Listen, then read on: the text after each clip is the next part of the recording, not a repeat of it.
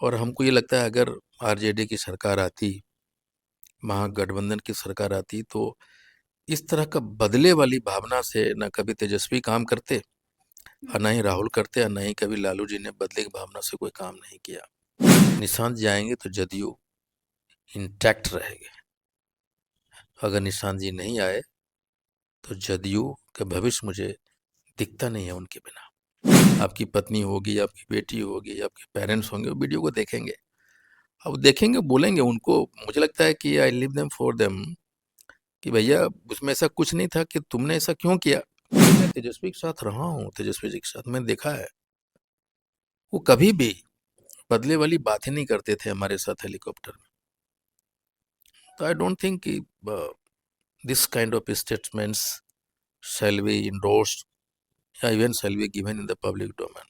गुप्ता जी, फरवरी में सत्र चलने वाली है, तो आप क्या मुद्दा उठाने वाले हैं? नहीं, मैं तो पहला मुद्दा आरक्षण का उठाऊंगा कि तांती तत्वा को पान का दर्जा दिया जाए, आरक्षण दिया जाए। और सहरसा में ढेर सारे मुद्दे हैं। वो आप में एटीट्यूड दिख नहीं रही है। आप नहीं लग रहा कि विधायक है, क्या कहिएगा इस? मैं तो मजदूर का बेटा हूँ, राजनीतिक बेटा। और मैं जब कहीं ट्रेवल करता हूँ तो कभी कभार अपने पीछे मुड़ के देखता हूँ तो 3 तो बॉडी गार्ड है, अरे मैं विधायक हूँ। ये एहसास होता है जब कोई बोल देता है, तो लगता है विधायक जितना हुआ है, विधायक है हम। नमस्कार, मैं हूं अनुराधा झा। आप देख रहे हैं राजनीतिक दृष्टि। देखिए, बिहार की जो राजनीति है उस पे भी चर्चा करेंगे। और अभी आईपी गुप्ता जी है जो सहरसा से विधायक है, साली के साथ वीडियो खूब वायरल हो रहा है। आइए बात करते हैं और जानते हैं। गुप्ता जी, आपके साली के साथ वीडियो काफी वायरल हो रहा है, क्या करिएगा? साली खूबसूरत है। हम्म। इसलिए वायरल हो रहा है, वरना मेरे चेहरे को कौन वायरल करता भला। वो तो उसकी खूबसूरती थी कि वायरल हो गई वो। इसके पीछे का क्या राज? नहीं, फैमिली मस्ती थी। हम्म। हम लोग पूरी परिवार बैठे हुए थे और वो चाहती थी कि वो मैं एक वीडियो शूट करूं, उसके लिए जो ले जाए अपने लिए। मेरा जो एक है ना, मेरा इंट्रोडक्शन जो मैं कहता हूँ, दोस्तों नमस्कार, आईपी गुप्ता नाम है मेरा, ये कंटेंट वो चाहती थी। हम्म। तो हम लोग 5-6 वीडियो शूट किया। हम्म। उसमें ये वीडियो जो स्क्रिप्ट राइटर मेरी वाइफ थी, उसने कहा इसको ठीक करो। फिर हमने वो किया और मैंने फेसबुक पे डाला एकदम स्वच्छ मन से। हम्म। लेकिन आप लोगों ने क्या मिर्च मसाले उसमें लगाए, और जितने भी लिंक आया मेरे पास, ये 2 फायदे हुए। एक, जितने भी पुराने मेरे दोस्त थे खोए, सारे लोगों ने वो वीडियो मुझे शेयर किया तो मिल गए। दूसरा, पिंकी एक एमएलए के कैंडिडेट के रूप में हमें मिल गई। तीसरा ये कि भाई वो पिंकी के चेहरे के साथ करोड़ों लोगों ने हमारा चेहरा कभी देख लिया नहीं। हम्म। तो थैंक यू, अच्छा, यू गुप्ता ऑल जी, आपको गाइस। गुस्सा नहीं आता है? तरह तरह के लोग थंबनेल दे रहे हैं तो अंदर से गुस्सा नहीं आता है? कोई गुस्सा नोटिस? नहीं, गुस्सा तो कमजोर लोग नहीं करते हैं, हम्म। और वो हमें क्यों शिकायत किसी से रहेगा। लेकिन मुझे ये लगता है कि जब आप एक अच्छे कंटेंट को अपने तरीके से परोसते हैं हम्म। और उसमें गंदगी देने की कोशिश करते हैं, तो वो वीडियो आपके घर तक भी जाता है नहीं। आपकी पत्नी होगी, आपकी बेटी होगी, आपके पेरेंट्स होंगे, वो वीडियो को देखेंगे। अब देखेंगे, बोलेंगे उनको। मुझे लगता है कि I leave them for them, कि भैया उसमें ऐसा कुछ नहीं था कि तुमने ऐसा क्यों किया। उनकी वाइफ पूछ सकती है, उनके बच्चे पूछ सकते हैं। ये खुद के लिए उनका आईना है, और उनका वो दिखाता है कि जो लोग भी इसको ट्विस्ट करने की कोशिश किया, वो मानसिकता उनका वैसा है, उस टीम का मानसिकता वैसा है। और घूम फिरा के उस एंकर के घर में वो वीडियो जाने वाली नहीं है, हम्म। तो उनको तो खुद उनका घर आईना दिखा देगा। और कभी कभी जब रात में सोएगा वो आदमी, तो उसकी भी तो बीवी होगी, उनकी भी तो साली होगी हम्म। नहीं। तो हमको लगता है मैं उनके ऊपर छोड़ता हूँ, and I don't complain anyone. मुझे लगता है कि उनके गालियों में भी मैं उनकी अच्छाई ढूंढ के लाता हूँ, कि आपने मुझे बदनाम करने की कोशिश की, आपने बदनाम किया, लेकिन मैं उसको बुरा नहीं मानता। मुझे लगता है वो आपकी उस बदनामी की वजह से 10 करोड़ लोग पूरे भारत में देख लिया हमको, हम्म। तो एक तरह से आपने फेवर कर दिया। अच्छा, दिलीप जायसवाल जो बीजेपी मंत्री है कह रहे हैं कि राबड़ी को लेकर तमाम तरह की बातें कही जा रही है, राज ही राज रहने दीजिए। इस पे आप आईपी गुप्ता का क्या? देखिए, राबड़ी लालू जी की धर्मपत्नी है, प्रतिपक्ष के नेता हैं, और ये इन सारी चीज़ों पे तो बिल्कुल राजनीति नहीं होनी चाहिए था। और हमको ये लगता है अगर आरजेडी की सरकार आती, महागठबंधन की सरकार आती, तो इस तरह का बदले वाली भावना से न कभी तेजस्वी काम करते और न ही राहुल करते और न ही कभी लालू जी ने बदले की भावना से कोई काम नहीं किया। तो मजबूरियां पता नहीं क्या है उन लोगों को, लेकिन मुझे लगता है कि ये राजनीति का जो स्तर है, घर खाली करवाना या इसको मुद्दा बनाना, गिरती हुई राजनीति का स्तर को दर्शाता है ये। और I don't endorse this kind of politics. मुझे लगता है कि राजनीति बिहार के बारे में होनी चाहिए, युवाओं के बारे में होनी चाहिए, बिहार के फ्यूचर के बारे में होनी चाहिए। इन मुद्दों को चटकारे ले ले के लोग जो करते हैं, तो मैं निराश होता हूँ। I mean politics not to endorse this kind of statements. आप राबड़ी देवी से मिलिए, नहीं, एक महिला है, एक माँ है नेता के पहले। आपको इस बात का भी तो सम्मान करना चाहिए। लालू जी कभी भी राजनीतिक रूप से आज तक बदले के भावने से राजनीति नहीं किया, माफ किया वो आदमी। और वही चीज मैं तेजस्वी के साथ रहा हूँ, तेजस्वी जी के साथ मैंने देखा है, वो कभी भी बदले वाली बात ही नहीं करते थे हमारे साथ हेलीकॉप्टर में। तो आई डोंट थिंक कि this kind of statements shall be endorsed या even shall be given in the public domain। ये अच्छी राजनीति का। लेकिन तेजस्वी यादव को लेकर भी जो जदयू है या बीजेपी ये सवाल उठा रही है कि तेजस्वी यादव चुनाव के बाद लापता हो गए हैं, और तस्वीर भी लगाने की भी बात कही जा रही है, और सीएम नीतीश कुमार पे सवाल उठाते हैं कि मानसिक स्थिति ठीक नहीं है और खुद लापता है। तो आपका क्या इस पे? फिर वही मैं कहता हूँ कि भारत में, बिहार में तेजस्वी जी अपने फैमिली वेकेशन पे गए तो एक मुद्दा है, बुलडोजर चल रहे हैं, राजस्व अधिकारी पूरे शहर को बारूद के ढेर पे बिठा दिया है। नहीं, जमीन के इतने बड़े बड़े मामले हैं, बुलडोजर चल रहे हैं तो लाखों परिवार घर उजड़ रहे हैं, शादियां टूट रही, बच्चे एक नए बिहार के मानसिक रूप से टॉर्चर। ये क्यों नहीं मुद्दा है? ये मुद्दा होना चाहिए ना। तो जो ये लोग कर रहे हैं उसको भटकाने के लिए ये सस्ते सस्ते मुद्दे सामने लाते हैं, ताकि है ना कि दुनिया इन सारी चीज़ों में उलझी रहे। अब वो अपना काम करते रहे जो इलीगल है, जो पब्लिक एक्सेप्ट नहीं कर पा रही। मुद्दा ये होना चाहिए था कि 10,000 रुपया हमने एडवांस में दे दिया, 2 लाख अभी तक हमने कितने महिलाओं को दे दिया, ये होना चाहिए था। 20 चीनी मिल खुलने वाले थे, उसमें हम कितने आगे बढ़े। हम नौजवानों के लिए क्या कर रहे हैं? नहीं, बिहार ये जो सूखे नशे का चपेट में आपका मेरा घर हर रोज उसके जद में जाता जा रहा है, उसके बारे में सरकार क्या सोच रही है? ये मुद्दा होना चाहिए था। कांग्रेस के नेता डॉक्टर शकील अहमद कह रहे हैं कि गलती हो गई महागठबंधन में जाके, तो क्या आपको पछतावा नहीं हो रही? नहीं, मुझे नहीं, क्यों पछतावा होना चाहिए? मुझे मुझे तो, मैं तो एहसानमंद होता हूँ कि महागठबंधन ने हमें अपनाया। उसमें आदरणीय तेजस्वी यादव जी थे, राहुल गांधी जी थे, वे अपनाए। हमें जदयू भाजपा तो नहीं अपनाया था। वो तो कह रहे थे कि हमारे टिकट से लड़ जाओ, और हर मोर्चे पे हमें जलील करने की कोशिश की। उन्होंने कहा कि आरक्षण देंगे।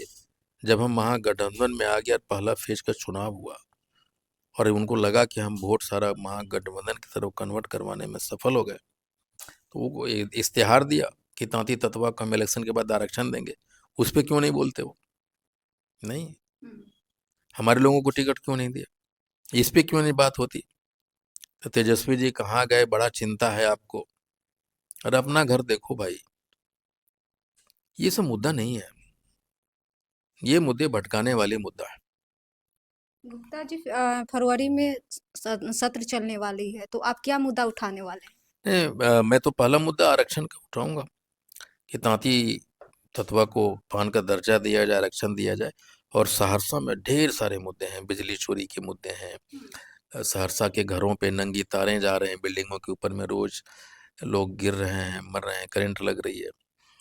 वहाँ सूखा नशा का एक सारे संस्थान, सारे चौक चौराहे पे नौजवान 15 साल के बच्चे पी रहे हैं। ये सब बहुत ज्वलंत मुद्दे हैं। हर रोज सहरसा में एक नई बात है। अब वो वहाँ का जेई का राज है, जो जूनियर इंजीनियर उसके राज चल रहा है।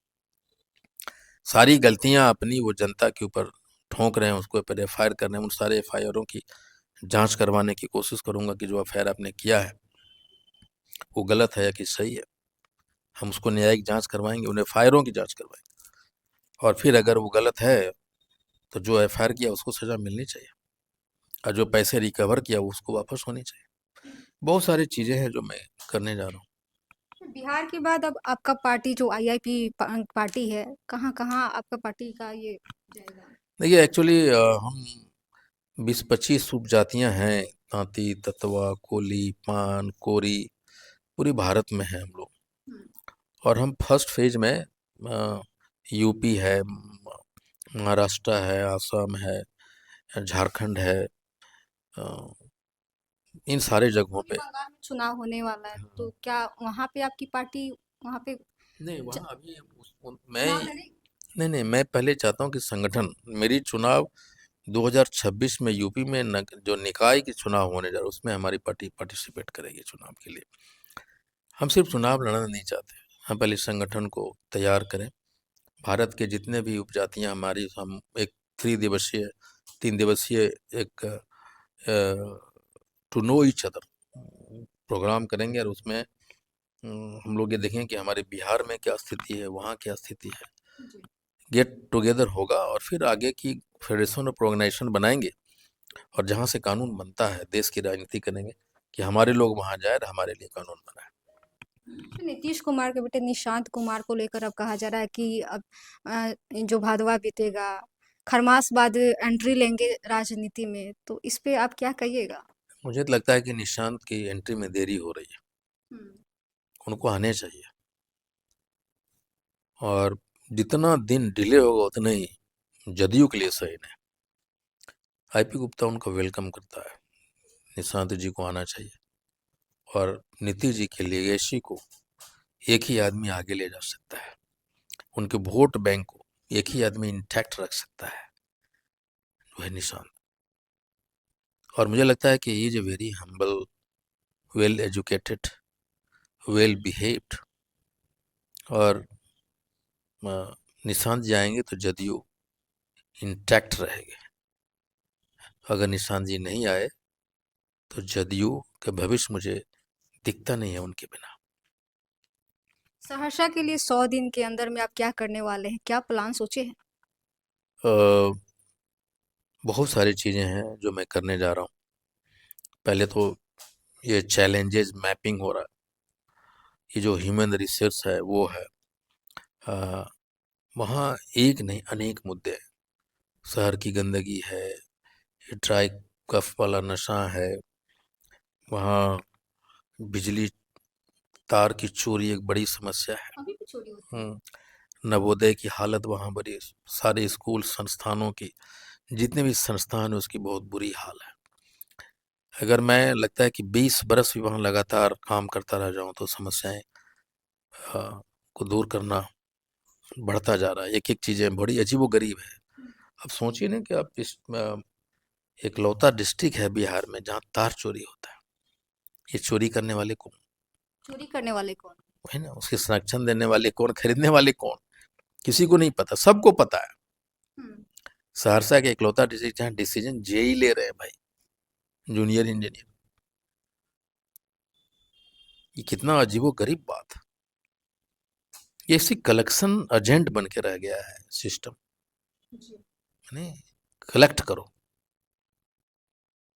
सिस्टम मुश्किल ही नहीं, सिस्टम है कि जनता को सिस्टम को कैसे पहुंचाए, लेकिन जनता और उसकी इसकी जो जनता के लिए स्कीम है वो सिर्फ कलेक्टिंग एजेंसी बन के रह गया। वो एक बड़ा चैलेंज है। गुप्ता जी, मेरा आखिरी सवाल है। विधायक बनने के बाद लोगों में एटीट्यूड आ जाती है, तो वो आप में एटीट्यूड दिख नहीं रही है। आप नहीं लग रहा कि विधायक है, क्या कहिएगा इस? मैं तो मजदूर का बेटा हूँ, राजनीतिक बेटा। और मैं जब कहीं ट्रेवल करता हूँ तो कभी कभार अपने पीछे मुड़ के देखता हूँ तो 3 बॉडीगार्ड है, अरे मैं विधायक हूँ। ये एहसास होता है जब कोई बोल देता है तो लगता है विधायक जितना हुआ है विधायक है हम। कैसा लगता है जब जब कोई बोलता है कि विधायक जी जा रहे हैं, उस समय कैसा? अनईजी लगता है। I feel to become be a common man all the time. विधायक भी एक कॉमन मैन है। हम्म, जब एटीट्यूड आ जाएगा ना मैं विधायकी वाला, हम्म। तो आप अपने लिए काम करना चालू कर दे। देखने से देखे हैं भाई वीरेंद्र जी को। हाँ भाई वीरेंद्र जी अपना अलग अलग लोगों की राय हो सकती, मेरा ये मानना है कि मैं कॉमन मैन हूँ। सहरसा में मुझे आज भी लोग, मैं कहता एकदम लड़के बोलते क्या दोस्त, वो लड़के लड़कियां क्या दोस्त कैसा है, तो मुझे लगता है नहीं ठीक हूँ यार। और जब कोई विधायक बोलता है मैं उसको गौर से, नहीं ये क्या बोल दिया यार, अनईजी फील होता है। कोई भाई बोलता है, कोई बेटा बोलता है, कोई गुप्ता जी बोलते हैं तो मुझे अच्छा लगता है यार, मैं I am one of them. जी। लेकिन जब विधायक बोलता है तो मुझे अजीब लगता है। मैं बोलता हूँ लड़के लोग को क्या दोस्त कैसा है तुम, ऐसा बोलता है हमको, तो मुझे बड़ा मजा आता है जब वो बोलता है। मैं विधायक बनूंगा ना तो गैप हो जाएगा हमारा उसके बीच में, वो गैप मैं नहीं चाहता। वो चाहता हूँ कि कोई लड़की अगर हमसे मिलना है तो अपनी पूरा बात बता दे उस समस्या, उसको हेजिटेशन नहीं होना चाहिए। एक विधायक है, उसका भाई है, उसका अंकल है, उसका दोस्त है। कोई नहीं, कोई प्रॉब्लम्स होती है तो आपसे राय लेने आते हैं या बताने आते हैं कि मेरे साथ ये प्रॉब्लम हो रही है, देखो तो आप कैसे मैं सुनते एकदम हैं? रीच आउट करता हूँ उनके पास। जैसे मैं जब हूँ तो देखता हूँ कि बड़े बड़े लोग रहते हैं बैठे, तो मैं देखता हूँ कोई महिला, सबसे पहले मैं वहीं जाता हूँ, तो मैं रीच आउट करता हूँ और उसकी पूरी कहानी सुनता हूँ और उसकी समस्या निकालने की कोशिश करता हूँ। बहुत बहुत शुक्रिया बातचीत करने थैंक के यू, लिए। Thank you. जैसा कि अभी आप देख रहे थे, अभी हमारे साथ सहरसा के विधायक आईपी गुप्ता जी थे और इनसे हम बात किए हैं बिहार की राजनीति को लेकर, तमाम मुद्दे पे भी बात किए हैं। आप लोग इस वीडियो को लेकर कैसे देखते हैं, आप अपनी प्रतिक्रिया कमेंट बॉक्स में दीजिएगा। तब तक के लिए धन्यवाद।